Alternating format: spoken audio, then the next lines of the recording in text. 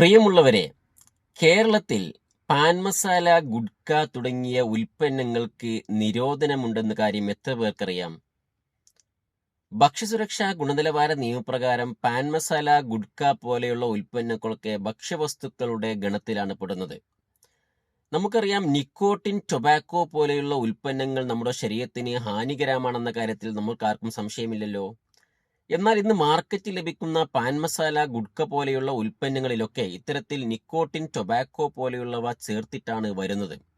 അതുകൊണ്ട് തന്നെ nicotine, tobacco തുടങ്ങിയ ശരീരത്തിന് ഹാനികരമായ ഘടകങ്ങൾ ചേർത്ത് വരുന്ന ഇത്തരത്തിലുള്ള പാൻ മസാലകളുടെയും അതുപോലെ ഗുഡ്കയുടെയും ഒക്കെ ഉൽപാദനം, വിതരണം, സംഭരണം തുടങ്ങിയവയൊക്കെ കേരളത്തിൽ നിരോധിച്ചുകൊണ്ട് ഭക്ഷ്യസുരക്ഷാ കമ്മീഷണർ ഉത്തരവിറക്കിയിട്ടുണ്ട്. 2024 ജൂൺ മാസത്തിൽ തന്നെ ഭക്ഷ്യസുരക്ഷാ കമ്മീഷണർ ഇത്തരത്തിലുള്ള ഉത്തരവിറക്കിയിട്ടുണ്ട്.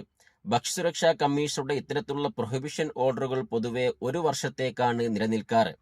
അതുകൊണ്ട് തന്നെ 2025 ജൂൺ മാസത്തിൽ വീണ്ടും ഇത്തരത്തിൽ നിക്കോട്ടിൻ, ടൊബാക്കോ തുടങ്ങിയവ അടങ്ങിയിട്ടുള്ള പാൻ മസാല, ഗുഡ്ക തുടങ്ങിയവയുടെ വിൽപ്പന കേരളത്തിൽ നിരോധിച്ചുകൊണ്ട് ഭക്ഷ്യസുരക്ഷാ കമ്മീഷണർ വീണ്ടും ഉത്തരവിറക്കിയിട്ടുണ്ട്.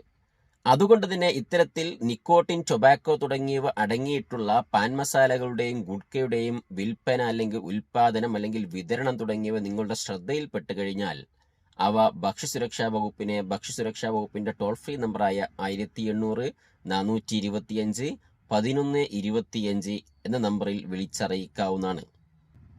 ഭക്ഷ്യസുരക്ഷയുമായി ബന്ധപ്പെട്ട കൂടുതൽ വിവരങ്ങളുമായി നമുക്ക് വീണ്ടും കാണാം. താങ്ക്